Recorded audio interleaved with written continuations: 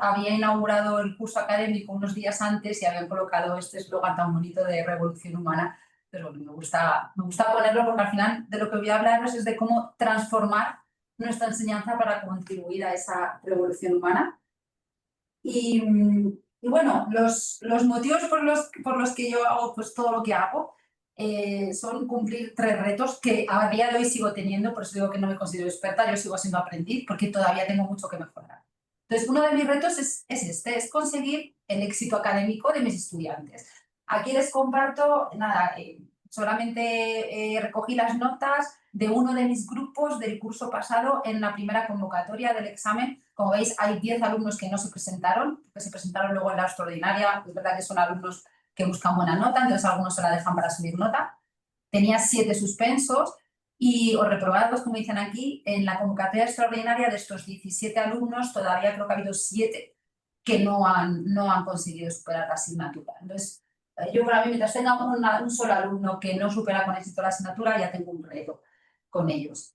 Otro reto, más importante aún, es que consigan un aprendizaje significativo, porque no siempre el éxito académico equivale a haber aprendido realmente. Y yo esto lo llevaba detectando durante mucho tiempo al evaluar los exámenes, que hago siempre una parte muy importante de pregunta abierta, de desarrollo escrito, y tienes ese feeling de, sí, aprueban el examen, cumplen los puntos de la rúbrica, pero hay cosas que no acaban de aprender. Aquí he puesto un ejemplo en el que no me voy a meter porque es más para profesores de fisiología, pero sí, siempre ¿no? tenemos esa sensación de, pero el aprendizaje ha sido significativo, les vale para la vida. Entonces sería otro de mis retos, que ahora mismo es el más importante. Y el tercer gran reto para mí es que se hagan preguntas. Esta imagen que he sacado de la inteligencia artificial, pero que es muy real, ¿no?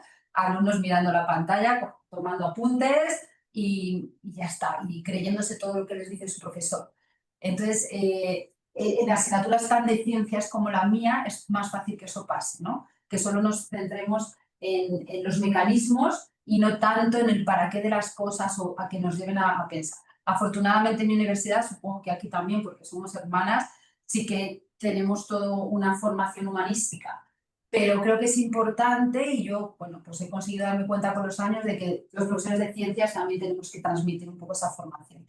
Entonces, estos serían mis 3 grandes retos. ¿Desde dónde los intento abordar? ¿Cómo? Veo que anda un poco descolocada la presentación, pero se ve. El aprendizaje significativo, yo lo estoy abordando desde el trabajo con los conceptos umbral. Creo que hoy no vamos a llegar a poder hablar de esto, pero sí les invito a que luego me pregunten si hay tiempo. El éxito académico con las ciencias del aprendizaje. Todo el proceso metodológico que yo he ido siguiendo, al final tiene un sustrato tanto biológico como psicológico, como pedagógico, que es en todas las ciencias del aprendizaje, que es de lo que hablaré hoy. Y lo último, pues haciendo una educación más holística, desde los procesos que llamamos de razón abierta, ¿no? en mi universidad. Entonces, todo esto me ha llevado a 2 cosas, trabajar las metodologías activas, por ahí es donde empecé, porque al final es lo fácil. Empezamos a escuchar pues, herramientas digitales, el Flip Classroom, y hacemos esas cosas a veces sin saber muy bien para qué. Y estos 2 últimos años he dado un paso más allá, que es reprogramar todo mi tema, que de nuevo pues dejaremos para otra ocasión. Entonces me voy a centrar en esto que es esto de las ciencias de aprendizaje. O sea, realmente cuáles son, qué nos dicen estas ciencias de cómo aprendemos que nos puede ayudar a mejorar nuestra práctica docente. Yo voy a hacer un recorrido con todo lo que he ido aprendiendo yo en estos últimos años de lectura, pues voy a intentar convencerles de lo que hacemos o lo que nos dicen que tenemos que hacer, tiene una explicación. Estoy intentando minimizar esto ahora. Entonces, bueno, todo esto de las ciencias del aprendizaje puede que empezase, aquí seguramente que los pedagogos tendrán mucha más información que yo, pero yo diría que empezó con todo el conductismo, ¿no? Pues desde el fisiólogo, el científico de mi área, fisiólogo Paulo, y sus experimentos que nos llevaron a todos estos procesos de, ¿cómo se llama? Ahora se me ha ido la palabra. El conductivismo. Y después ya apoyado pues, por psicólogos como Thorndike o Skinner, que con sus famosas cajas, ¿no? pues para gatitos o ratones, en los que se obtenía una recompensa solo si aprendían a salir de la caja, pues ya fueron llevando pues, a la ley del efecto en el primer caso o a un conductismo más operante. Entonces, estas ciencias nos decían que el aprendizaje es el resultado de asociar ese estímulo con la respuesta, que el ambiente, que siempre va a ser recompensa o castigo, van a determinar esas conductas, pero es verdad que ellos solo estudiaban la conducta observada. Entonces, después de esto pues ya fue surgiendo toda la psicología cognitiva. Creo que Neisser es al que se le considera un padre de toda esta psicología, que es el que nos llevó a ver cómo la percepción consciente depende de la atención, algo que trabajamos mucho en clase, ¿no? Que nuestros estudiantes mantengan la atención y que hoy en día está más complicado porque tenemos, bueno, yo creo que siempre ha habido estímulos que distraen de la atención, pero quizá ahora pues con todas las redes y con estos aparatitos que tenemos todo el rato cerca, pues es un poco más fácil. Luego ya pues psicólogos como Piaget, que es el que empezó a hacer experimentos con niños, a observar cómo los niños procesaban la información y nos decía pues eso, que la mente procesa, en cuanto a que interpreta, representa, transforma activamente la información, con esos experimentos clásicos en los que ponía la misma cantidad de objetos, pero cambiando la forma o cambiando la distribución, ya hacía que el niño pensase que había diferencias, ¿no? Entonces también fue importante para empezar a sentar las bases y hay momentos en el desarrollo de las personas que son más propicios para aprender unas cosas u otras. O luego Miller, que nos hablaba de la capacidad limitada que tiene nuestra memoria a corto plazo, ¿no? Que esto es la ley esta que decía del 7 más menos 2, que supongo que nuestros pedagogos también conocen mejor que yo, ¿no? Que tenemos una capacidad limitada y además da igual el estímulo sensitivo que nos llegue, que sea visual, que sea auditivo, que tenemos esa limitación. Entonces, bueno, todas estas cosas las voy relatando para luego volver a ellas y decir, y esto es lo que explica que tengamos que hacer esto los docentes. Seguimos avanzando en el tiempo, no tanto, esto va un poco más atrás, pero lo siguiente sería todas las ciencias de la neuropsicología, que aquí ya es la que va asociando regiones encefálicas concretas, ¿no? Ahí es donde la parte que más nos interesa pues, a los biólogos, asociaciones entre las regiones encefálicas con funciones cognitivas superiores, ¿no? Y entonces, bueno, aquí están todos los experimentos del neurocirujano Penfield, que aunque ya se han visto pues, que tenía ciertos errores, pero para su época fueron muy, muy relevantes, porque él, estimulando eléctricamente la corteza de los pacientes a los que estaban operando de diferentes patologías en el encéfalo, pues iba detectando iba detectando a qué se dedicaban esas zonas del encéfalo, pero también detectaba otras cosas que no eran tan relacionadas con los sentidos o con la locomoción, con el motor, sino también con funciones cognitivas, como despertar emociones o despertar ciertos sentimientos o hacer que un paciente se pusiera a llorar, ¿no? Luego, bueno, Broca y Wernicke son conocidos porque aislaron o determinaron cuáles eran las regiones importantes para el lenguaje, que también sobre esto ya hoy en día hay mucha controversia porque se está viendo que el cerebro es tan plástico que una región no es ni igual en todas las personas ni está limitada para el resto de la vida, ¿no? El cerebro es tan plástico que si se daña una región, esa zona va a poderse, digamos que, localizar en zonas adyacentes, afortunadamente. Entonces, bueno, pues todo lo que hicieron estos autores es, a partir de pacientes con problemas concretos, determinar cuál era el sustrato anatómico en el que estaban esas funciones. Y a mí me parecen especialmente interesantes los experimentos que hizo, bueno, los descubrimientos que hizo la neuropsicóloga, creo que era Brenda Milner, que estudió a un paciente que creo que llamaban por las siglas HM, ¿no? Un paciente que tuvo un accidente y perdió su capacidad de generar nuevas memorias, lo que llama la memoria anterógrada. Y entonces, bueno, ella, pues gracias a eso, pudo decir que había diferentes sistemas cognitivos de memoria, ¿no? Una memoria más explícita, una memoria implícita, una memoria declarativa o no declarativa, para ser más exactos. Y vio que ese paciente que no podía recordar, de hecho no recordaba que cada día o cada X tiempo tenía sesión con ella y siempre la saludaba como si fuese la primera vez que la veía, sí que tenía capacidad de aprender otras cosas como funciones más motoras, como destrezas motoras, ¿no? Con este experimento en el que le ponía a dibujar una estrella siguiendo un punteado de la estrella, pero con la dificultad añadida de tener que ver la estrella pues, a través de un espejo, ¿no? Y no veía su mano realmente. Y entonces veía cómo el paciente mejoraba con los días. Y eso demostraba que hay una destreza que se está aprendiendo, aunque este paciente no tenga la capacidad de recordar que lo está haciendo cada día, que por cierto es una memoria localizada en el hipocampo. Entonces, bueno, pues nos fueron ahí dando más información. De hecho, como digo, a partir de estos estudios ya se distingue entre la memoria explícita o declarativa y la memoria implícita o no declarativa, que imagino que todos conocéis. Y ya nos vamos metiendo más en la parte que nos gusta a los biólogos, ¿no? Que he llamado neurobiología, podría ser neurociencia.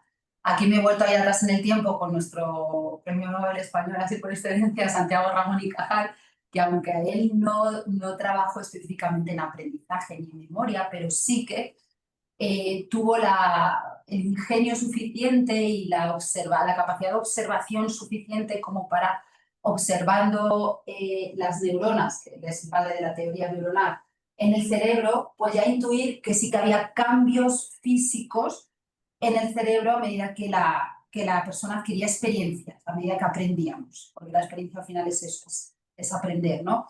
Él tuvo la habilidad de escoger el cerebro de embriones en lugar del cerebro de adultos, de animales adultos, como se estaba haciendo en la época, y entonces así primero le facilitó el poder encontrar esas neuronas aisladas y luego ver cómo iban cambiando con el desarrollo del animal. Entonces, que se le puede considerar que sus aportaciones ya dieron pie a otros estudios más enfocados en aprendizaje. Entonces, de aquí destacaría, de la neurobiología, destacaría al psicólogo G. Y me encanta esta mezcla que tenemos, ¿no? Porque estoy hablando de neurobiología, pero aquí resulta que uno de los pioneros es un psicólogo, lo que demuestra esa necesidad de transversalidad y de transdisciplinaridad en las ciencias, porque al final nos enriquecemos unos a otros. Entonces, G fue el psicólogo que ya fue capaz de hipotetizar o de deducir que las neuronas que se activan a la vez en un proceso concreto de aprendizaje se van a unir, ¿no? Esto es muy bonito, esa teoría de las neuronas que disparan juntas hacia él se unen. Y esto ya nos está hablando pues también de esa necesidad de repetir actividades, porque la repetición de actividades simultáneamente fortalece las conexiones, algo que por ejemplo luego justificará por qué en clase deberíamos conectar cada aprendizaje con conocimientos previos, porque así la neurona ya está activada y es mucho más fácil conectarlo. Esto luego, años después, en 1973, lo demostraron los neurofisiólogos Bliss y Lomo, que lo que hicieron fue inducir eléctricamente una zona de la corteza y ver cómo esto generaba estimulación en una zona un poco más alejada, que era el hipocampo, si no recuerdo mal, y que además, una vez que se había dado esta conexión, digamos, pues la mínima señal eléctrica ya generaba una respuesta cada vez mayor. Si me explico, si ya has preestimulado una zona, las respuestas repetitivas cada vez generan mayor estimulación, ¿no? Que es lo que estáis viendo. Estos son experimentos originales de estos autores. Y eso se le llama potenciación a largo plazo. O sea, existía realmente un sustrato biológico, como digo, para demostrar ese aprendizaje y la memoria. Y eso va a justificar que tengamos que repetir durante la enseñanza y los estudiantes durante el estudio.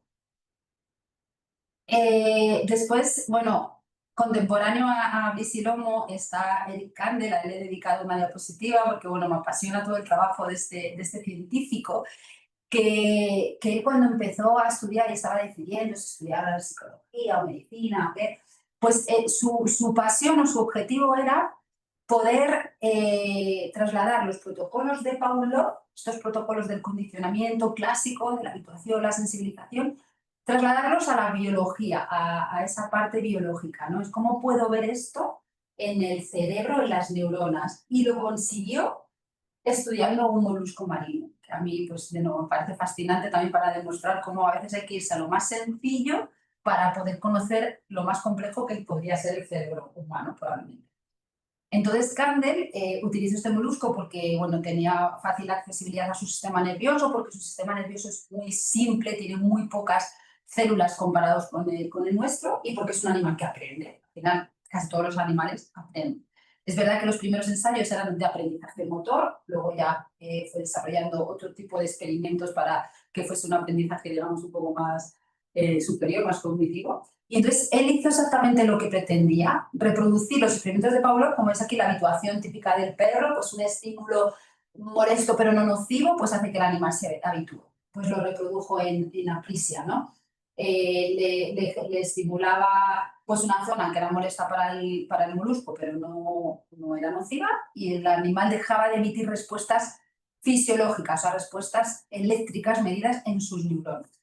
Lo contrario, si repetía un estímulo nocivo para el animal de forma repetida, cuando luego le generaba el estímulo molesto pero no nocivo, pues el animal respondía de una manera mala. Entonces, bueno, digamos que sería como la demostración ya física, biológica de distintas formas de aprendizaje, generan distintas formas de plasticidad sináptica. Y aquí ya sí que ya nunca se ha dejado hablar de plasticidad después de esto, ¿no? Te dice que el aprendizaje produce cambios medibles a nivel de sinapsis, que además primero es el aprendizaje a corto plazo. Todos sabéis que primero tenemos un aprendizaje a corto plazo y nuestro objetivo como maestros es que nuestros alumnos acaben con ese aprendizaje a largo plazo, ¿no? Para toda la vida. Entonces, esto está ocurriendo porque pasan cosas concretas en el cerebro. El aprendizaje a corto plazo es lo que se llama facilitación o habituación de las células, en el que hay un cambio a nivel de actividad de las proteínas, pero proteínas que ya estaban, ¿no? Lo que estamos haciendo aquí es que una pequeña interneurona, una neurona, está estimulando a otra, entonces hace que esa se quede ya un poquito activa para que cuando repitamos la señal, pues la respuesta sea más rápida. Pero eso no ha generado un cambio estructural, eso ha generado un cambio de actividad. Esto creo que es importante que entendáis. La diferencia es la parte más, pues más biológica. Es un cambio de actividad. Pero si lo que pretendemos es tener un cambio a largo plazo, esto sí que es un cambio estructural, que ya lo había intuido Ramón y Cajal, porque veía, oye, que hay neuronas en el adulto que tienen más conexiones que en el embrión o en el animal joven, ¿no? Y entonces, pues aquí también Kandel fue uno de los padres que encontró los mecanismos moleculares que hacían que si la acción se repetía, y la repetición por eso es clave, y habrá gente que lea algo y se le queda la primera, pero no es lo habitual, cuando repetía se generaban unos cambios moleculares que hacía que esa neurona generase una nueva conexión. Es como si un árbol, por repetirle una señal, hiciese una nueva rama que le permite conectarse con el árbol que está ahí. Exactamente eso es lo que hacen nuestras neuronas. Y en esto ya estamos en los años 2000, 2010. Fijaos que al final todo lo que está descubriendo la neurociencia es muy, muy reciente. Pues yo ya era profesora, casi en estos años, sí, ya era profesora de hecho, y se estaba descubriendo con unas tecnologías mucho más sofisticadas, pues esto que ya decía Kandel, pues indagando más en el mecanismo molecular, ¿no?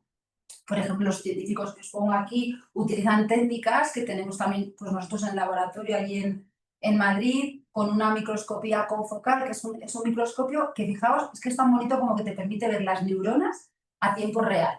O sea, nosotros a los ratones, esto claro, con animales, experimentación animal, a los ratones se les puede hacer una ventana craneal, se mantienen con vida, se les coloca bajo el microscopio todos los días en la misma posición y el microscopio te permite ver la modificación de esas dendritas, que es la parte inicial de la neurona con las que se van a conectar otras neuronas, pues las modificaciones en función del fármaco que les hayas puesto o de los ejercicios de aprendizaje que ha hecho el animal, lo que sea, ¿no? Entonces, así se ve que realmente está ese cambio físico.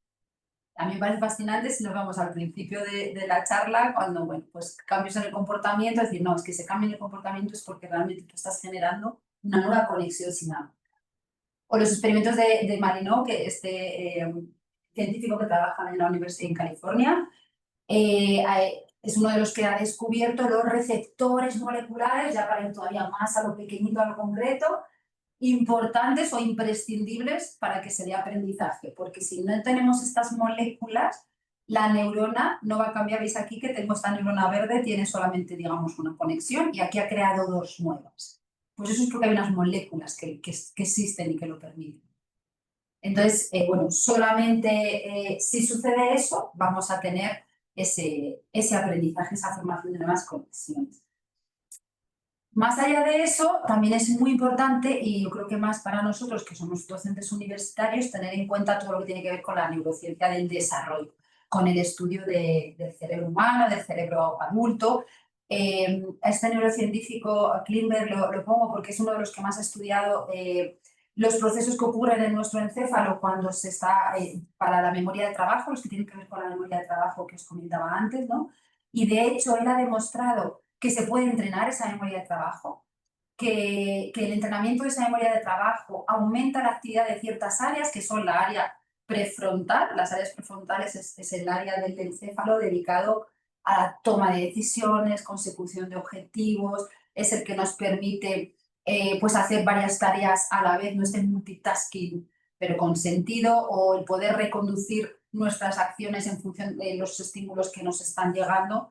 Pues ahora me acaban de avisar, si suena la alarma de sismo, pues tienes que salir. Todas esas cosas las podemos decidir correctamente gracias a esta memoria de trabajo que trabaja en esta zona concreta de la corteza prefrontal, que de nuevo se sabe principalmente hace años, porque si tenías lesionada esa zona de la corteza, no tomabas las decisiones correctas y no, digamos que no tenías un buen comportamiento social.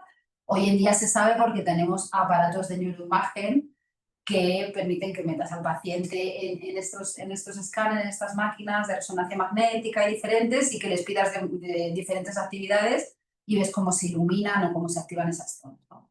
Zonas que están conectadas con otras, como veis aquí. Y es muy interesante que lo que se vio también es que todos estos entrenamientos de la memoria de trabajo, que ahora veremos cómo se puede entrenar, aumentan o digamos que fortalecen la materia, la sustancia blanca, perdón, la sustancia blanca que hasta hace unos años era como, bueno, simplemente son los cables que conectan. Ojo, porque esos cables que conectan son muy importantes, ¿no? Al final, por eso también hay muchas personas ya que huyen del localizacionismo al que nos llevó Penfield, de decir, esta zona se dedica a esta y esta. No es tan sencillo, porque es importante el área, pero es importante las conexiones que se establecen entre cada zona de nuestra corteza y las zonas profundas también del cerebro. Pues bueno, a mí estos estudios me parecen muy, muy interesantes, cómo se observa que se aumenta la actividad cuando hacemos ciertos procesos. Y él nos diría pues, que esta memoria de trabajo es predictiva, bueno, él descubrió que es predictiva también del rendimiento académico, especialmente en lectura y matemáticas. Es interesante ver que esto puede ayudar a mejorar o a predecir el rendimiento de nuestros estudiantes.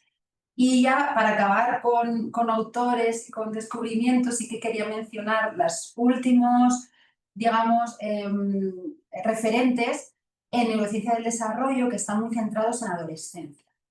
Porque, bueno, nuestros estudiantes, si los consideramos son adultos mayores, pero están saliendo de la adolescencia, y de hecho se demostró ya hace muchos años que la corteza prefrontal sigue madurando.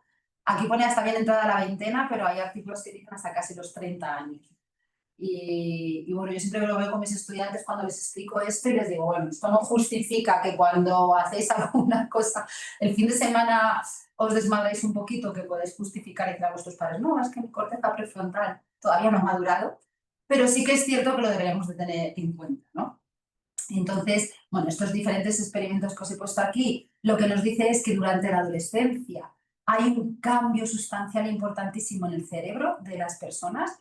El mayor cambio obviamente sigue en la infancia, que es cuando más aprendemos, pero es que luego en la adolescencia hay un cambio drástico, y bueno, todos los padres habéis experimentado ese cambio de la adolescencia, ¿no? Que empieza con la pubertad y de repente los jóvenes se vuelven impulsivos, se vuelven más intolerantes o más ariscos, tienen problemas para ajustar sus emociones, para seguir las normas de la autoridad. Y al final lo que está pasando es que su corteza prefrontal especialmente, pero bueno, en general su corteza, su sustancia gris, que es donde están las conexiones, se está estrechando, o sea, se está haciendo, está aumentando su área, digamos, pero haciéndose menor grosor, estrechándose. Y eso no es malo, porque en biología muchas veces menos es más. Lo que está haciendo es especializándose, está haciendo poda sináptica, está eliminando todo lo que no es necesario. Pero eso tarda más en darse, como os estaba diciendo, que el otro punto de maduración importante, que es el desarrollo de las áreas del encéfalo dedicadas a las emociones, como son la amígdala y el hipocampo, que os hablaba antes. Entonces, claro, tenemos jóvenes que empiezan a desarrollar muy rápidamente, a madurar la amígdala y el hipocampo, que son las zonas pues, como sistemas de recompensa de las emociones, de mayor sensibilidad, y tardamos más en madurar esa corteza cerebral, que es la que se va a encargar de conectar todo correctamente, de tomar las decisiones apropiadas. Entonces, yo creo que esto como docentes lo tenemos que tener siempre un poco en cuenta. Este desarrollo, como veis aquí, asíncrono, ¿no? Y luego también me parece muy importante los estudios que se están haciendo hoy en día sobre cómo los factores ambientales actúan en el desarrollo cerebral. que esto ya lo han hecho siempre los psicólogos y los docentes y los pedagogos, ¿no? Y hay mucha investigación que te dice, pues, en ambientes más desfavorecidos, que tienen una peor situación socioeconómica, por diferentes motivos, o están expuestos a ciertos, como en este trabajo de aquí, eran estudiantes que estaban expuestos, no recuerdo si era a plomo, ¿no? A algún tipo de contaminación, tienen un peor rendimiento académico. Bueno, pues la ciencia ahora nos demuestra que es que además hay un peor desarrollo cerebral, ¿no? Entonces, de nuevo, tenemos que conocer lo que nos está pasando en ese sustrato biológico para poder entender por qué hay un problema conductual o un problema de aprendizaje. Entonces, bueno, con toda esta información así que he intentado contaros de una manera un poco rápida qué podemos hacer o de qué manera esto justifica lo que ya estamos haciendo. Bueno, pues volvemos al conductismo, entonces, ¿qué cosas de aquí nos pueden servir como docentes? Pues lo que ya hacemos, asociamos estímulos agradables con, yo diría ya no con los contenidos clases, sino con los contenidos nuevos. Cuando tenemos que ofrecer al estudiante un nuevo contenido, que eso siempre genera como mucha ansiedad, pues vamos a hacerlo partiendo siempre desde un feedback positivo o enlazándolo con una tarea exitosa, con algo que esté premiando su proceso para así pues, reducir esa ansiedad y favorecer la motivación, ¿no? Tener siempre en cuenta ese feedback positivo. Que yo sé que cuando tenemos muchos estudiantes es muy difícil de hacer, pero hay que buscar las maneras. También quizás estos experimentos clásicos de Pavlov nos puedan decir, oye, que emplear el mismo orden de los pasos, hacer un aprendizaje un poco más automático puede ayudar, porque somos animales, digamos, que estamos aprendiendo en este orden y esto está permitiendo que nuestro cerebro cree las conexiones apropiadas. Entonces, yo soy de la opinión de hay que cambiar el contexto al alumno y hay que ponerle nuevos retos y cada vez más difíciles, pero quizá en segundo plano. O sea, primero vamos a enseñar de una manera ordenada para facilitarlo y luego ya vamos a poner las dificultades, ¿no? Y eso también explicaría otra cosa que hacemos los profesores, que es diseñar las tareas de manera escalonada, en la que primero ofrecemos apoyos para realizar esa tarea, para que tengan una sensación de que no es tan complicada. Vamos a reforzar cada acierto con elogios específicos, pues al principio te voy a regalar puntos, el feedback va a ser frecuente, inmediato. Vamos a dar recompensas por participar, por entregar puntual y luego vamos a ir quitando estas cosas. Es como, primero necesitamos hacer estos refuerzos, estas recompensas, que yo sé que hay muchos compañeros que piensan, en la universidad ya son mayores, hay que endurecerles, hay que ir a que consigan las cosas o que entreguen, tienen que entregar a tiempo porque es que ya son maduros, tienen que saber que entregan a tiempo. Lo sé, y yo soy de esa opinión, pero también los chicos a veces tienen como que aprender a gestionarse el tiempo, a gestionarse la manera de aprender. Entonces, yo creo que porque demos al principio una ayuda, un refuerzo que luego vamos a ir quitando una vez que ya se hayan habituado, pues no estamos haciéndoles, yo creo que no estamos haciendo nada mal. Por ejemplo, aquí me han dicho que tenéis muchos profesores formados en Flip Classroom. Yo utilizo esta metodología, la empecé a utilizar antes de saber que esto tenía ni un nombre. Y el problema clásico de Flip Classroom es que llegan a clase y no han estudiado el contenido que tú les has pedido que hagan. Bueno, pues ese primer día en el que tú mandas el contenido sí que vas a verte obligado a ¿cómo se dice? Compartir el contenido con una plataforma o de alguna manera que te permite ver si lo han visto y no lo han visto, si han contestado bien a las preguntas. Ese primer día te va a tocar hacer de policía. Y ese primer día, el alumno que no ha visto, le vas a tener que reprobar de alguna manera. Y al que lo ha visto, le vas a tener que premiar. Yo eso lo hago la primera semana de clase. Yo la segunda semana ya no necesito comprobarlo, porque el estudiante ya ha aprendido el por qué hace eso y para qué lo hace, ¿no? Entonces, es a eso a lo que me refiero, que quizá hay ejercicios que tienes que puntuar y luego a lo mejor ya no hace falta. Lo digo más que nada también por un poco ser consecuentes con el tiempo que tenemos y los alumnos que tenemos, que a veces no podemos puntuarlo todo porque no nos da la vida, simplemente. Con lo que nos decía la psicología cognitiva, ¿qué podemos hacer?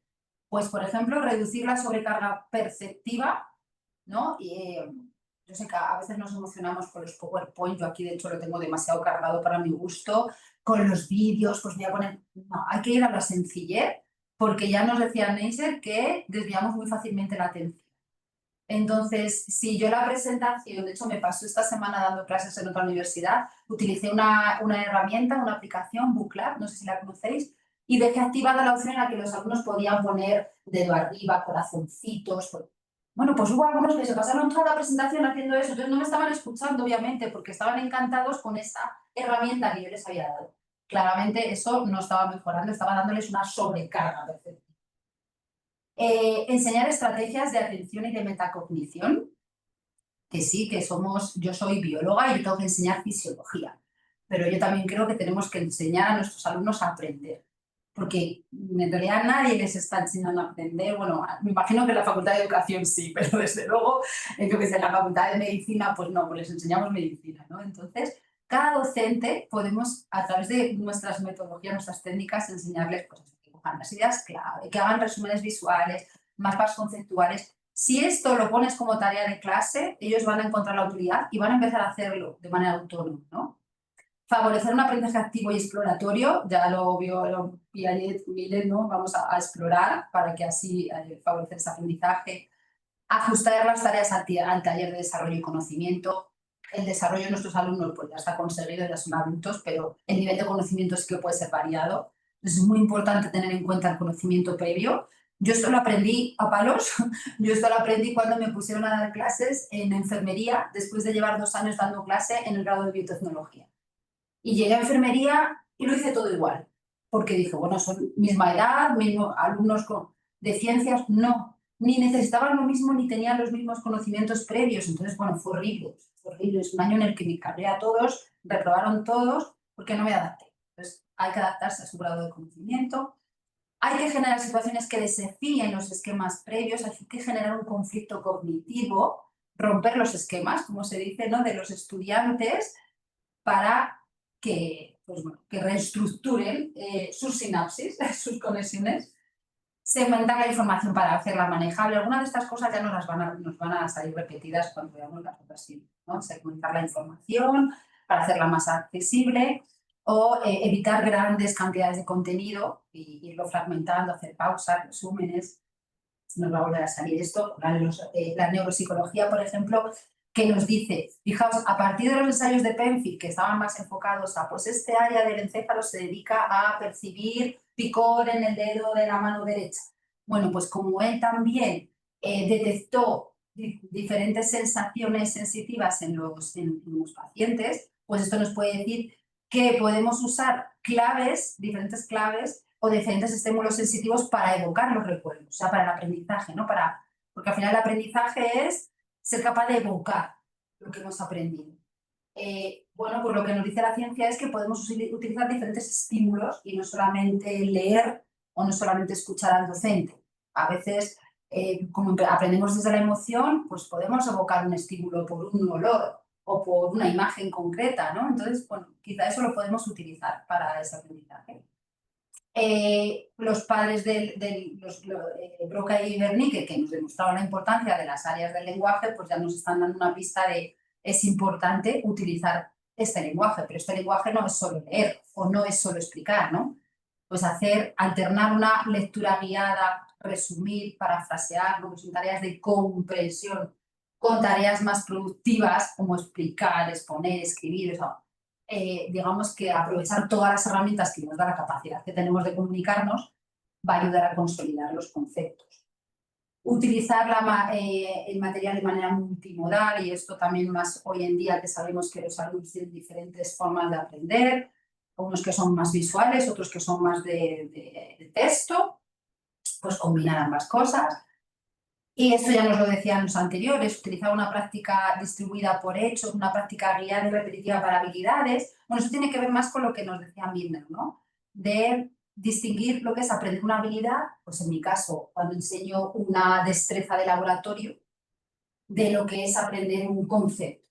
Pues en la destreza de laboratorio sí que tengo que hacer algo más repetitivo y seriado igual, y en cambio para aprender conceptos tengo que distribuir la práctica.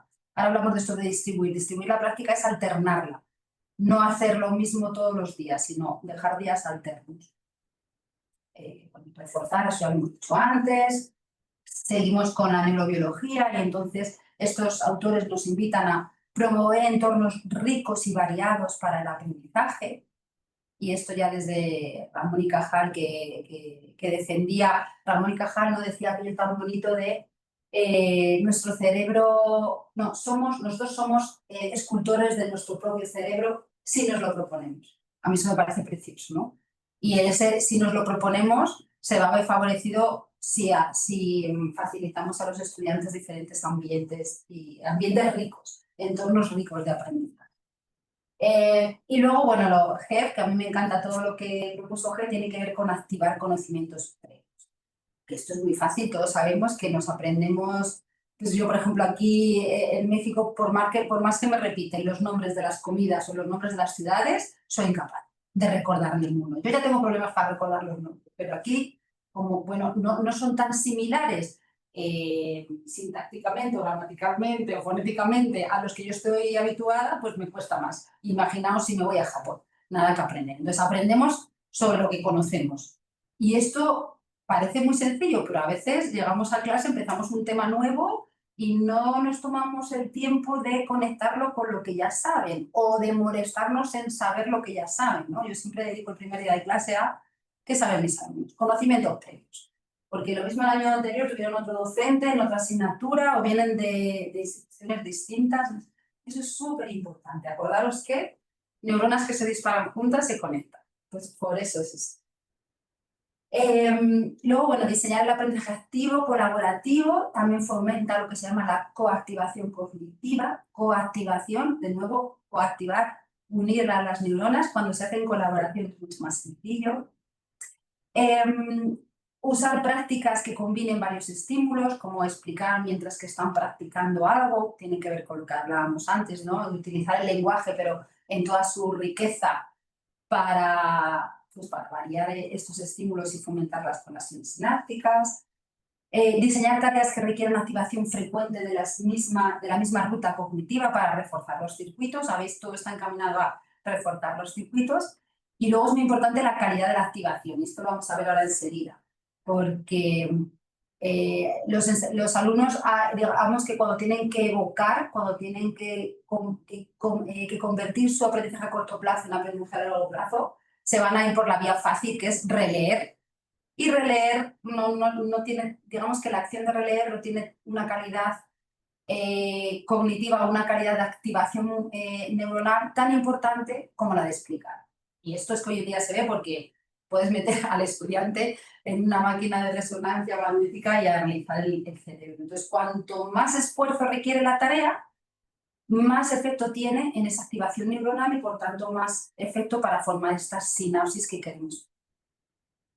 Entonces, es importante ofrecer experiencias de aprendizaje repetidas, espaciadas, esto es lo de distribuidas, y variadas para fortalecer esa consolidación, ¿no?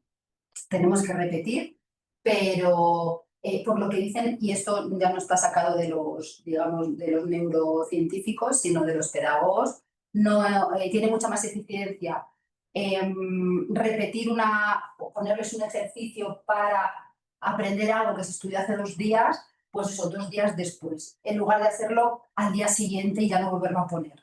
No sé si me estoy explicando. Yo he terminado un contenido, voy a explicar ya otro y a los 2 o 3 días voy a retomar el anterior. Voy a ir siempre yendo un poco de atrás adelante. Igual que está demostrado que los estudiantes aprenden mejor si en lugar de estudiar 4 horas seguidas antes del examen, estudian 1 hora durante 4 días. Y además, si están alternando varias materias. Cada día estudio 1 hora o media hora de fisiología, media hora de genética, media hora de microbiología. Eso es más eficiente y esto va en contra, o sea, yo creo que esto es contraintuitivo, por lo menos para mí lo era. Es más eficiente que estudiar 4 horas de fisiología un día, 4 horas de genética. Entonces, bueno, también por lo que digo de dar tiempo a la fisiología, al mecanismo molecular para que genere este crecimiento de las neuronas que no se va a hacer de un día para otro. Necesitamos unos días. Entonces la explicación sería, activo la neurona, activo la vía neuronal, las 2 neuronas que se comunican, dejo un día de descanso a lo mejor y al día siguiente retomo esa actividad para que vuelvan a conectar, ahí ya les voy dando tiempo para generar el mecanismo molecular que las va a hacer ampliar sus ramas, dejo un poco de descanso y al día siguiente volvemos otra vez y ahí ya voy creando la conexión. Eso es mucho más eficiente neurobiológicamente que dedicar solo un día a un tema, cambiar al siguiente, cambiar al siguiente. No sé si me estoy explicando. Ahora me preguntarán si no.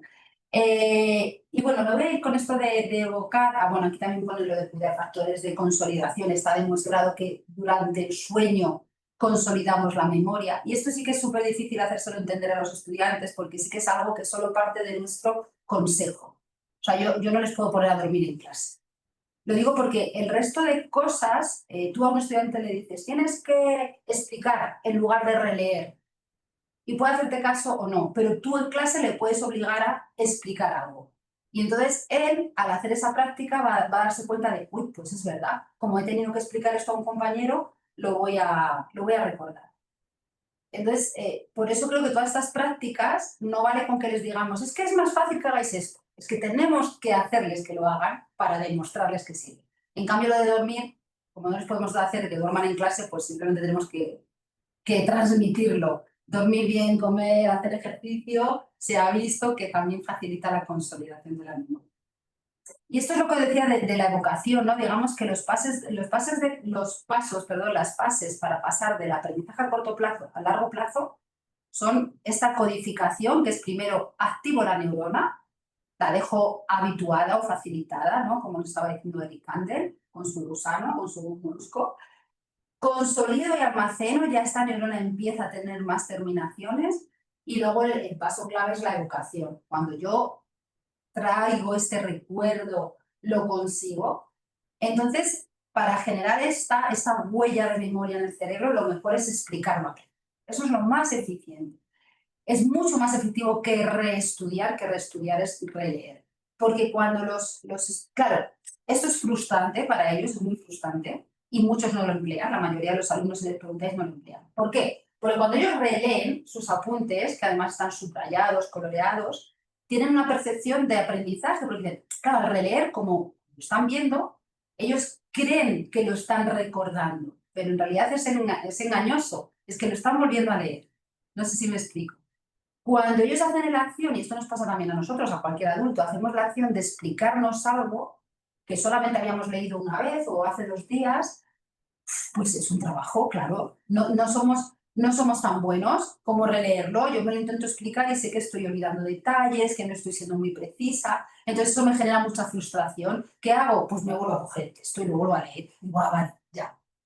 Entonces, no, necesitamos acostumbrarles a esa frustración y a darse cuenta que cuanto más esfuerzo requiere la tarea, que va a requerir mucho más esfuerzo explicar que releer o copiar. Algunos dicen, no, yo llevo horas haciendo los apuntes, mira qué bonitos, porque copiando aprendo. Ellos tienen la percepción de que rehaciendo los apuntes están aprendiendo.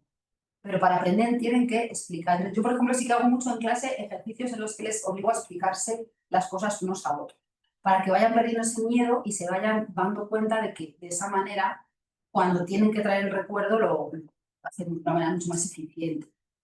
Entonces, bueno, esto de que ya hemos hablado, recibir retroalimentación, recibir ese feedback, pues también es muy eficiente. Podemos intentar hacer este esfuerzo de evocación al principio o al final de cada lección. Un cierre estupendo, a mí me encanta cerrar las clases pidiendo a un alumno o a dos que nos hagan pues, un breve resumen o que simplemente digan lo que más les ha llamado la atención, ¿no? Para que hagan ese ejercicio de evocación. Y luego, por supuesto, pues es que al final todo lo que nos está diciendo todo esto es que aprendemos aquello sobre lo que pensamos. Y si solo leemos o releemos, no tenemos por qué estar pensando en esto, ¿no? Entonces, sobre lo que pensamos, ¿a qué me refiero? Pídeles que pongan ejemplos, que imaginen o que prevean, hipoteticen las consecuencias de tal acción, que comparen. Yo hago muchos, en los exámenes siempre les pido comparar, porque lo hago en clase, claro. Yo te estoy enseñando, no sé, les enseño, por ejemplo, la fisiología del músculo esquelético, del músculo cardíaco, del músculo liso. Pues esto me viene fenomenal, compara. Y compara no es describe, que hay algunos que todavía te los describe los tres por separado. No, no, no, tienes que comparar. Entonces, estos son los tipos de ejercicios retadores que van a hacer que cambien además sus concepciones y sus esquemas cognitivos y que les van a poner, les va a requerir mucho esfuerzo, pero que son necesarios para que creemos las conexiones de calidad, ¿no? Más eficientes. Aplicar, resolver problemas, buscar patrones. Creo que no os estoy diciendo nada nuevo que no digan las metodologías activas, solo os estoy intentando convencer de que si esto es así es porque tiene su sustrato biológico en nuestro cerebro. Y luego, todo lo que tiene que ver con esta neurociencia del desarrollo, por ejemplo, lo que nos dice Klimber de aligerar la memoria de trabajo, esto seguro que os lo han explicado a todos los que os habéis formado en Flip Classroom, ¿no? Y en cómo crear los contenidos, en cuando creamos vídeos, cuando preparamos un documento, un texto para que se lo lean, cuando preparamos un PowerPoint. Hay que aligerar esa memoria de trabajo, hay que dejarse de carga ajena, que es esa carga que no ayuda a nuestra memoria de trabajo a seleccionar lo importante para con eso crear el aprendizaje a largo plazo. Entonces, que los pasos estén claros, encargados de resaltar siempre lo importante, fraccionar las tareas, cuando tenemos asignaturas pues, como la mía, que es muy compleja, tiene una complejidad intrínseca porque está relacionando todas las partes del cuerpo, ¿no? Entonces, ahí no nos queda otra que fraccionar y dar apoyos temporales para ir generando esas conexiones, facilitar la información en múltiples formatos, que yo sé que muchos decimos, ya lo que me faltaba, tener que dar vídeos y además apuntes, además recomendar libros, además diapositivas. Bueno, podemos no hacerlo o podemos intentar favorecer el aprendizaje de todos ellos y luego pues ser muy preciso. Esto del menos es más, yo cada vez lo defiendo. Yo fui la primera que cuando fui buscando alternativas a la forma de enseñar decía, como me dicen algunos profesores, uy, no, yo no puedo hacer todo esto porque mi temario es muy extenso, entonces no doy toda la materia. Entonces yo siempre pienso, ya, pero ¿quieres dar todo y engañarte a ti mismo creyendo que el alumno va a aprender todo? ¿O quieres que lo que aprenda lo aprenda, de verdad, en el sentido amplio de la palabra, en lo aprendo para la vida, no para pasar un examen rápidamente, ¿no? Entonces, yo sé que en la universidad esto nos cuesta porque es que sabemos ya tanto, claro, los profesores, ya nos hemos formado tanto, pero tenemos que seleccionar lo más importante y sobre todo aquello que le dice al alumno, con esto todo lo demás ya lo vas a aprender. Y eso tiene que ver mucho con los conceptos umbrales que os comentaba. Y por último, estamos formando a adolescentes tardíos, pero no dejan de ser jóvenes, que no saben aprender, porque el sistema, por lo menos del que yo vengo, no les ha enseñado a aprender, les dice siempre cómo tienen que hacer las cosas. Entonces, bueno, creo que tenemos que fomentar su autonomía y autorregulación. Yo esto, por ejemplo, intento trabajarlo dejándoles a ellos ciertas decisiones, que elijan temas, que elijan formatos, cómo enfocar el proyecto, a veces con quién trabajar, esto no siempre, voy variando, a veces yo les digo con quién tienen que trabajar porque es como nos va a pasar cuando trabajemos, cuando estén en el mundo profesional, ¿no? Tú no eliges a tus compañeros, entonces lo alterno, unas veces dejo que elijan, otras no, que elijan los temas, que tengan cierta voz también en su proceso, ¿no? Yo les paso de vez en cuando una evaluación y si hay algo que sistemáticamente veo que los alumnos no están recibiendo bien o no les gusta, bueno, hago ciertas adaptaciones para que ellos sientan que también tienen un papel en su aprendizaje. Diseñar tareas exigentes, pero bien andamiadas, ¿no? Bien organizadas, con objetivos claros, con las fases, con el feedback, siempre exigentes, pero con un proceso claro. Posibilitar la metacognición, que es esto que hace al alumno saber si está aprendiendo, ¿no? Entonces, esto nos obliga, aparte de ser muy organizados y planificados, sobre todo a dar muchas herramientas de autoevaluación, que ellos sepan cómo autoevaluarse, que les pones un vídeo, que el vídeo incluya preguntas, que has acabado una actividad de clase, pues ahora en el aula virtual os vais a encontrar un cuestionario, que les compartes un texto, que el texto también esté un poco dirigido con ciertas preguntas, ¿no? Hay un poco que darles la oportunidad de que se autoevalúen, porque si no ellos no, como digo, tienen una percepción y os habrá pasado muchas veces, es que pensaba que me lo sabía y luego hacen un examen desastroso. Entonces, tenemos que darles herramientas para que ellos se autoevalúen. Fomentar el trabajo cooperativo, yo soy muy fan del trabajo cooperativo, guiado, con revisión por pares, que además te permite pues aprender y practicar habilidades sociales, que creo que también es una función de la universidad, no solo formar en esas profesiones, en esas certificaciones, sino también en que sean personas sociales. Utilizar la emoción y la narrativa, yo para eso pues soy, bueno, pues que cada uno ya tiene su estilo, ¿no? Pero tenemos que intentar que nuestras asignaturas vayan más allá de la descripción, ¿no? Utilizar siempre pues, esa narrativa o esos casos reales para poderles conectar, porque recordar que tienen más desarrollada la parte emocional que la de la toma de decisiones. Y luego, pues, gestionar esta carga cognitiva, alternar las actividades, pero de una manera adecuada. Que también nos pasa, yo, por lo menos de donde yo vengo, en la universidad a veces, si no hacemos una correcta coordinación, puede ser que los estudiantes se encuentren con tantas actividades al mismo tiempo y de un nivel tan alto que no sepan gestionar. Entonces, bueno, quería acabar esta parte pues, con esta frase que he leído recientemente en un libro que lástima que se ha descolocado todo el campo de ordenador, pero bueno, nos dice ese libro de cómo aprende el cerebro, las claves para la educación, que nos dice, si los ortodoncistas pueden mejorar nuestra dentadura, por ejemplo, los oculistas nuestra visión, los profesores podemos mejorar nuestro cerebro. Entonces, yo os invito a pensar así a partir de ahora, no solo en cambios de conducta, de conocimientos, de actitudes, sino es que realmente estamos contribuyendo a cambiar el cerebro de nuestros estudiantes. A mí esto me parece precioso, ¿no? Porque tenemos un impacto muy importante. Por no hablar, que esto no tiene tiempo de introducirlo, hay experimentos que están demostrando que hay sincronización en un aula cuando estamos compartiendo un proceso de enseñanza con nuestros estudiantes. Se ha visto que nuestros cerebros se sincronizan. A mí eso me parece precioso, ¿no? Que se están activando las mismas regiones al mismo tiempo. Y bueno, ¿cómo lo hacemos? Os cuento rápidamente. A esto me gusta ponerlo porque, por lo menos en mi ámbito, que somos todos científicos y somos biólogos, físicos, matemáticos, químicos. Y estamos en la universidad porque somos eso, no porque hayamos aprendido pedagogía ni métodos de enseñanza. A mí esto me parece un error, pero bueno, es así como funciona. Pues todos tiramos del sesgo de confirmación. ¿Cómo enseño yo? Pues como he visto que me han enseñado, como creo que es, pero yo la primera y todos mis compañeros después, muy pocas veces nos vamos a la bibliografía científica de investigación educativa, supongo que eso no pasa pues, en una facultad de educación. Oye, vamos a ver, he oído hablar que hay una metodología, esto de la aula invertida, que creo que es, voy a buscar si hay bibliografías, si ya hay alguien que haya publicado el efecto que tiene esto, cómo se utiliza para enseñar mi materia. Y es que eso no lo hacemos nosotros, vamos y hacemos lo que pensamos. Entonces, bueno, yo esto siempre lo pongo para invitar, oye, ¿por qué no utilizamos el método científico también en la educación? Es que no tiene valor, es que la educación es solamente prueba y error, como hice yo durante muchos años. Entonces, bueno, dicho esto, y ya rápidamente, ¿no? Y así dejamos que preguntan, ¿cómo hago yo realmente las cosas? Esto es muy personal.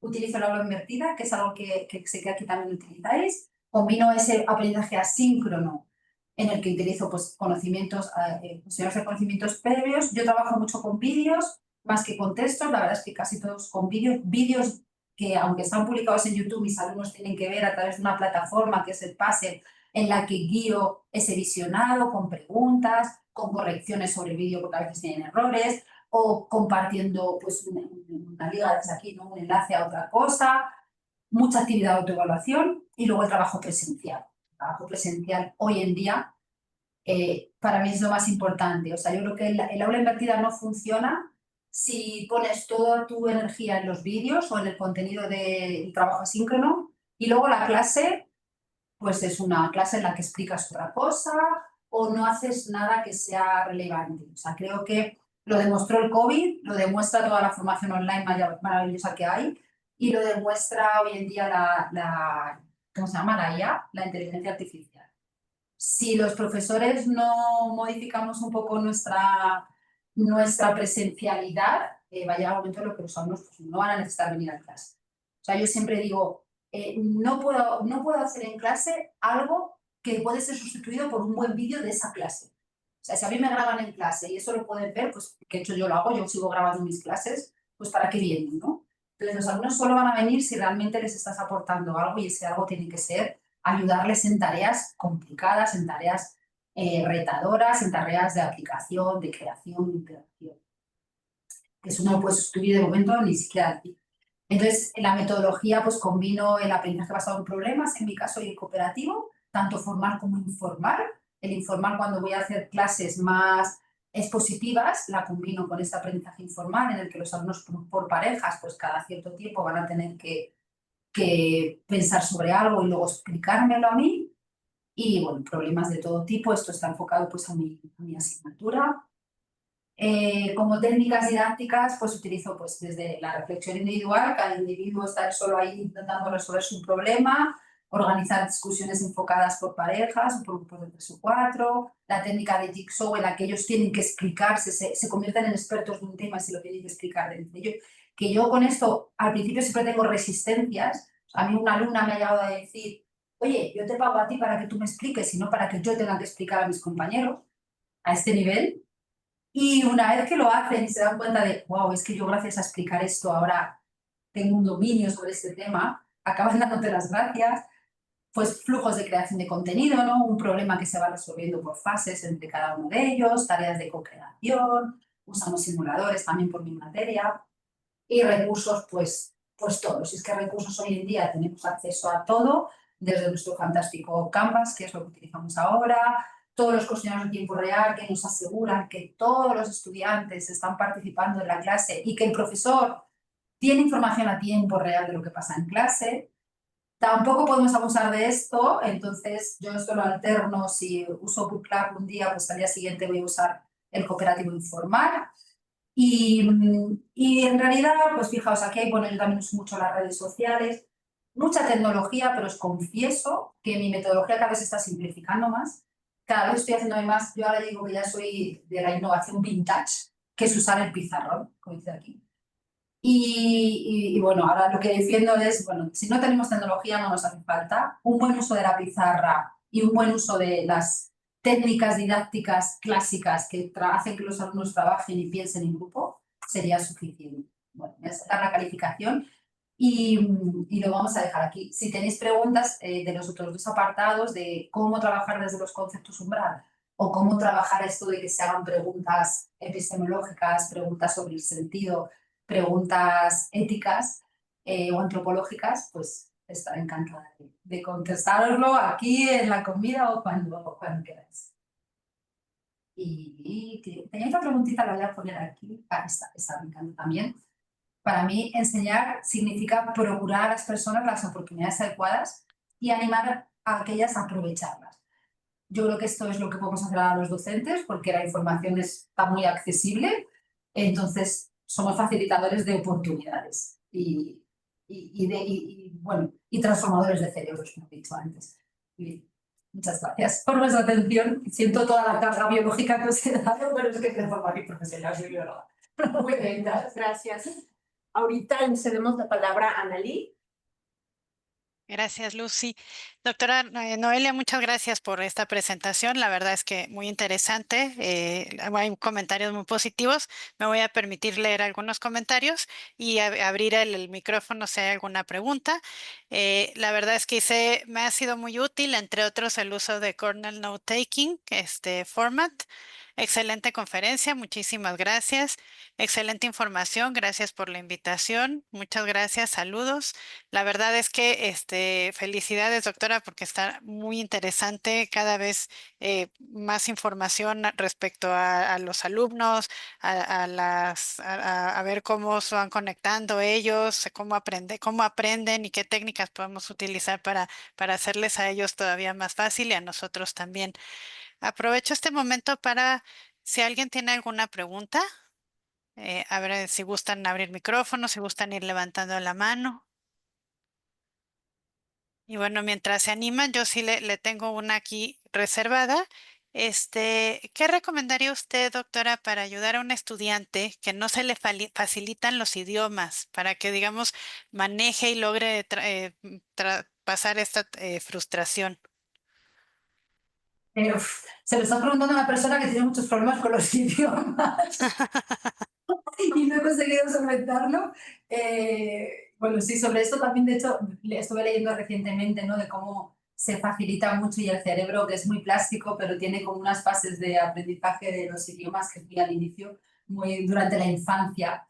Entonces ahí hay un poco de controversia porque te dicen hay que reforzarlo, hay que iniciar En algunos sitios se está intentando iniciar muy pronto, en Estados Unidos y en algunos países como el segundo idioma muy pronto porque así aprenden antes, pero en otros sitios dicen, bueno, pero hay que dejar a cada niño que aprenda a su ritmo, ahí hay todavía un poco de desarrollo, pero pues es que al final aprendamos lo que aprendamos y es importante saber que aprendemos a lo largo de toda nuestra vida. Entonces, a lo mejor un estudiante tiene ahora problemas con los idiomas, yo ahora tengo problemas para intentar aprender pues nos hace poco me dio por intentar aprender a patinar.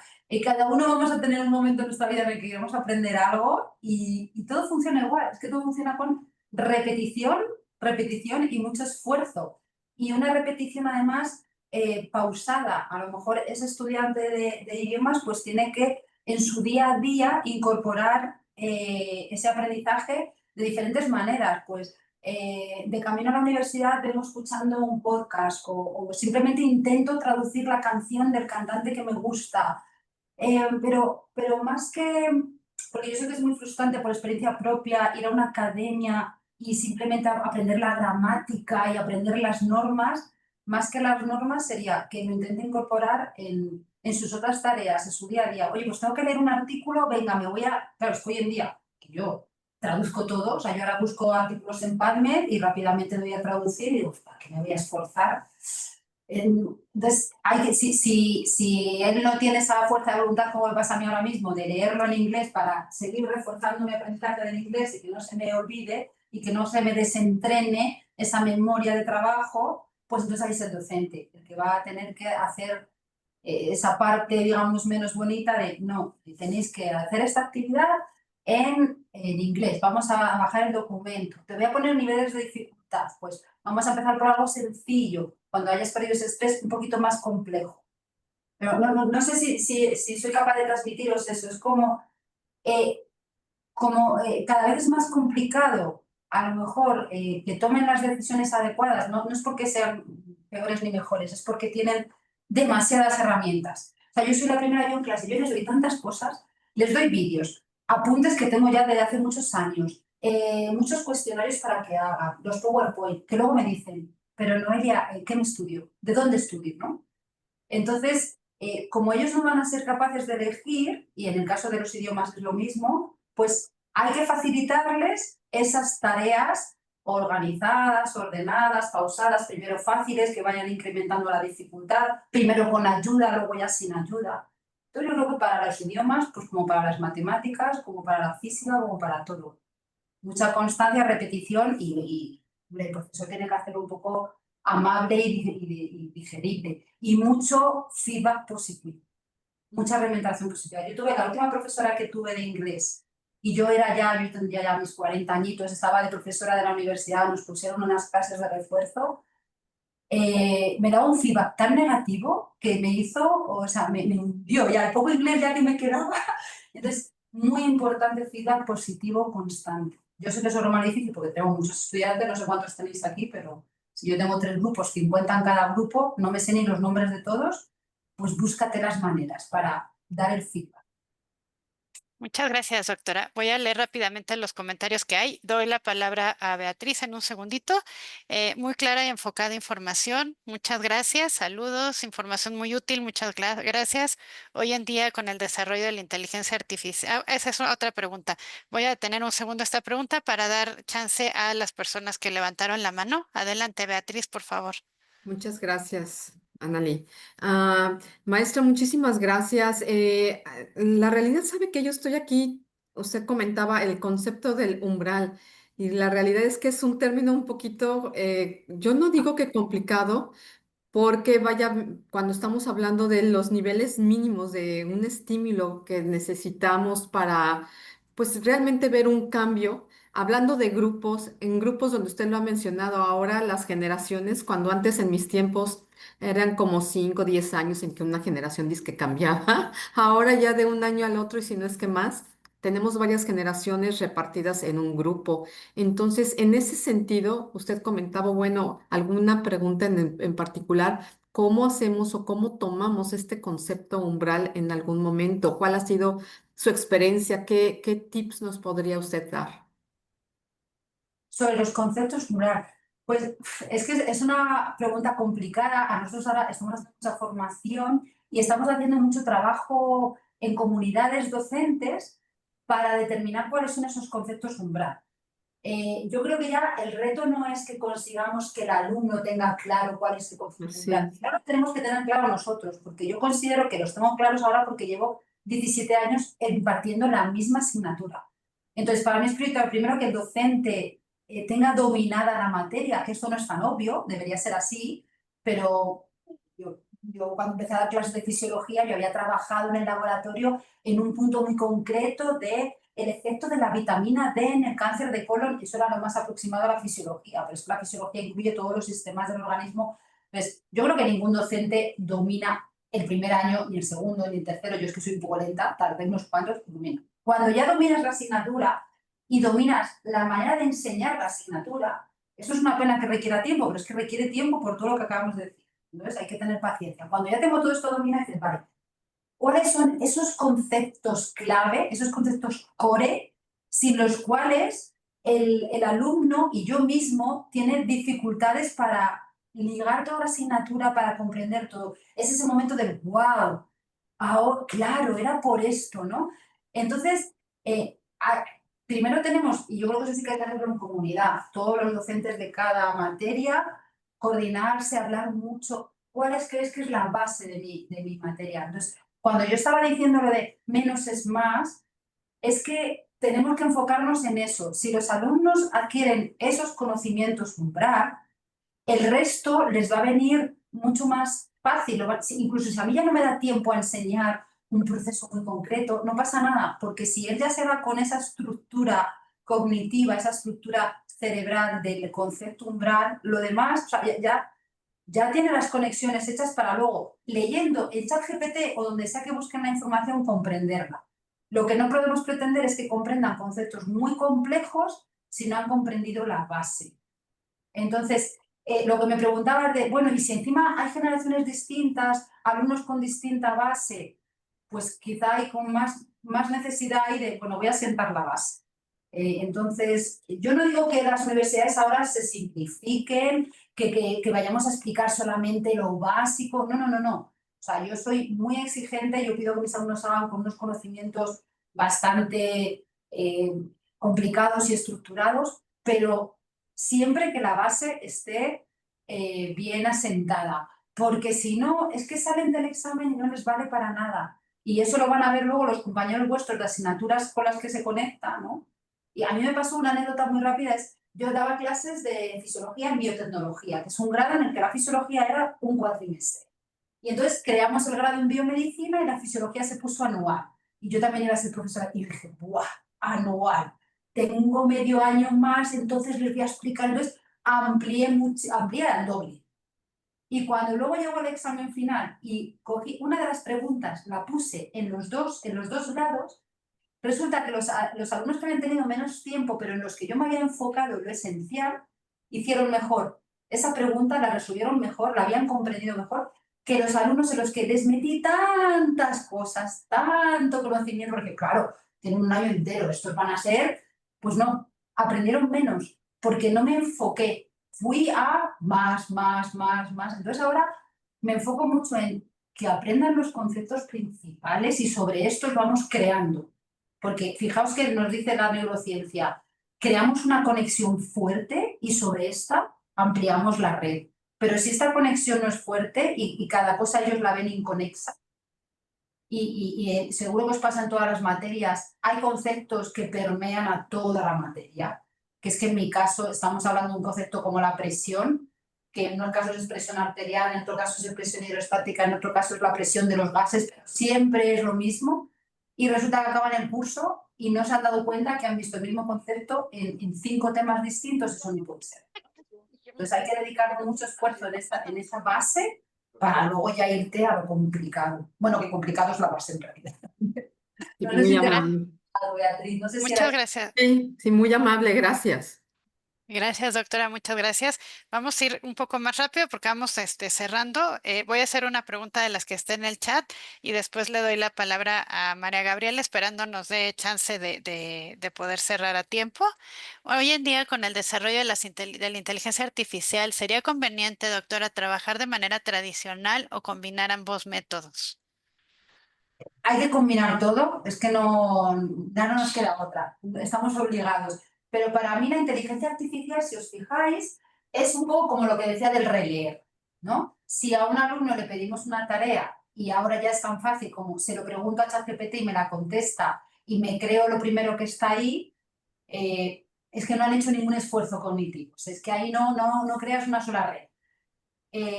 y esto es lo que van a hacer, pero lo van a hacer pues por falta de tiempo, por lo exigente que es la universidad, porque pedimos, cada asignatura es la más importante del mundo, entonces todos los profesores les pedimos muchas tareas, muchas cosas.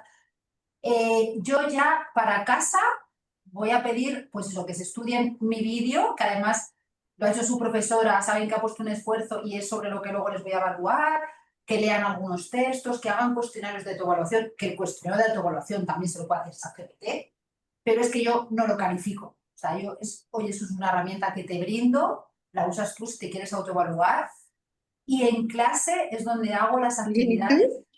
Usamos IA, usamos inteligencia artificial, pero conmigo, ¿no? Porque hace poco me decía una compañera, nos han hecho una formación de inteligencia artificial muy buena en la universidad, y entonces algún compañero me decía, no, claro, pero yo el trabajo que les mando no hay problema porque es un trabajo de crear. Yo les doy una idea, ellos tienen que crear un artículo científico para eso, y yo decía, y eso lo hace la IA perfectamente. O sea, es que cualquier cosa que se nos ocurra, la hace la IA, porque cuando la pandemia había un problema de los profesores que ponían una pregunta que la podía contestar Wikipedia. Pero es que ahora, aunque tu pregunta sea muy de crear, de aplicar, lo va a hacer ChatGPT y Perplexity y todas estas perfectamente. Entonces, lo que hay que hacer ahora es en clase integrar esas herramientas guiadas por nosotros. Yo les digo, venga, me hacen una pregunta que yo no sé, porque es que todos los días me preguntan algo que no sé, es que esto es así. En mi ciencia, que es el cuerpo humano, pues es que, claro, no lo puedo saber todo.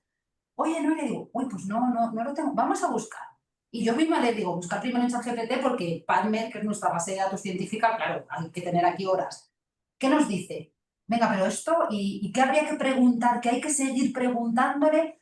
Y ellos mismos siempre me dicen, claro, es que si no has entendido el tema, si no sabes de esto, no podemos llegar a la profundidad que buscamos, ¿no? Yo siempre les digo, la respuesta que nos acaba de dar ChatGPT, ¿creéis cómo la puntuaría yo? Yo le pondría un 5, un aprobadito justo, o le pondría un 10.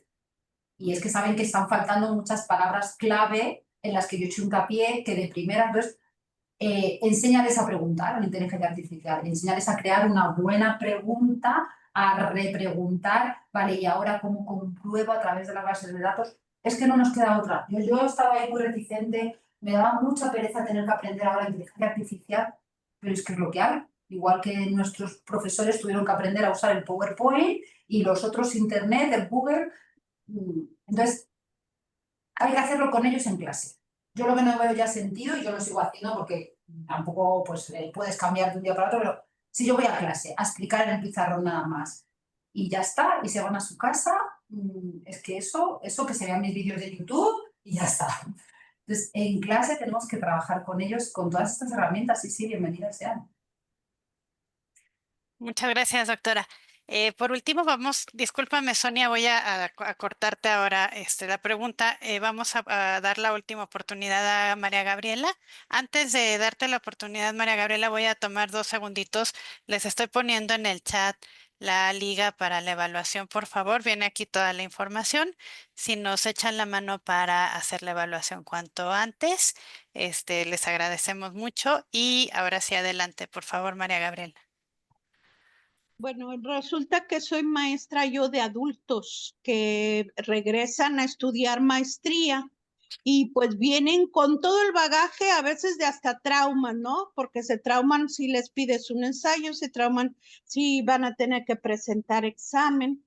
Entonces, ¿qué me recomendarías tú de utilizar a mi favor para bien de ellos lo que nos expusiste hoy? Claro, con ellos trabajar mucho ese feedback positivo en clase y menos la calificación. Yo siempre digo, yo con los años cada vez evalúo más y califico menos. Que yo sé que los profesores nos creemos que si no estamos dando una nota constante, un punto, venga, punto por esto, pues que no van a venir a clase, que no van a hacer las tareas. Y no, la realidad no es así. Porque primero, si puntuamos todo, va a bajar el valor de cada cosa. Yo me encontraba con unos Excels que tenían 50 columnas y que decía, pues es que al final cada cosa no tiene valor porque son muchas.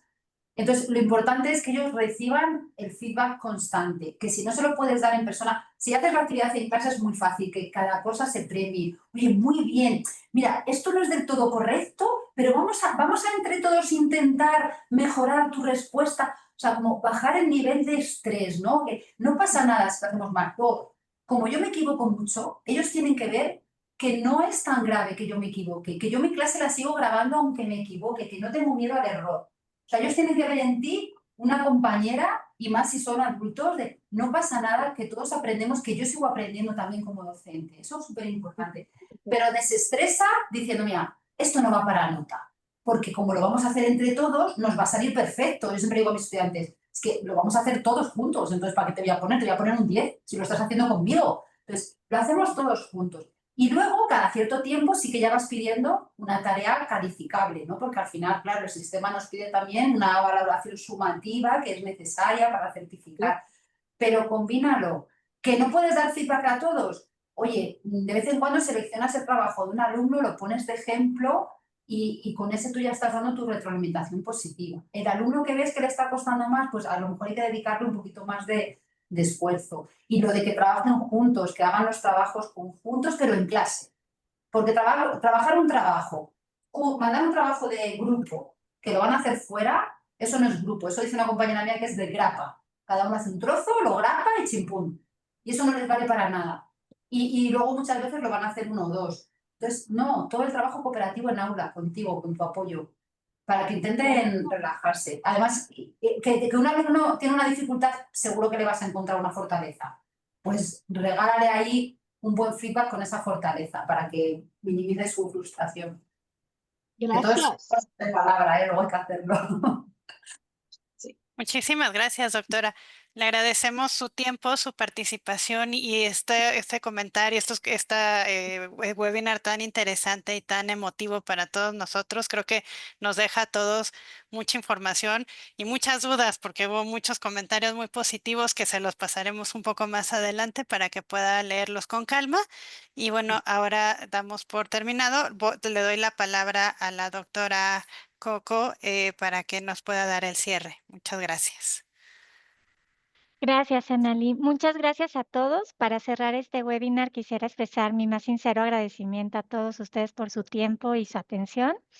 Ha sido un placer compartir este espacio de reflexión y aprendizaje en torno a los retos y oportunidades que enfrentamos como docentes, así como las claves que nos ofrecen las ciencias del aprendizaje para transformar nuestra práctica pedagógica. Esperamos que las ideas compartidas hoy sirvan como guía y motivación para seguir reflexionando sobre cómo nuestros estudiantes aprenden, cómo abordar los conceptos claves de nuestras disciplinas y cómo promover un aprendizaje más integral y centrado en la persona. Muchas gracias nuevamente a la doctora Noelia y a todos ustedes por acompañarnos. Su compromiso con la mejora continua de la educación es lo que hace posible que nuestra comunidad universitaria siga creciendo y transformándose. Muchas gracias y buenas tardes. Muchas gracias a vosotros. Gracias. Muchas gracias y felicidades. Gracias. Muchas gracias. Siguiente webinar. Gracias, hasta luego. Gracias. Muchas gracias. Muchas gracias. Muchas gracias. Hasta luego. Gracias, bendiciones Hasta a luego. todos. Gracias. Ahí podríamos hacer un curso para profesores de fisiología de aquí, por parte de la misma. Sí, es algo que estoy valorando, de hecho en la UNAM también hablamos de organizar un diplomado de didáctica de la fisiología. Yo tenía las ganas de hacer un manual, un libro sobre eso, porque ya llevo tantos años enseñando esa materia que yo sé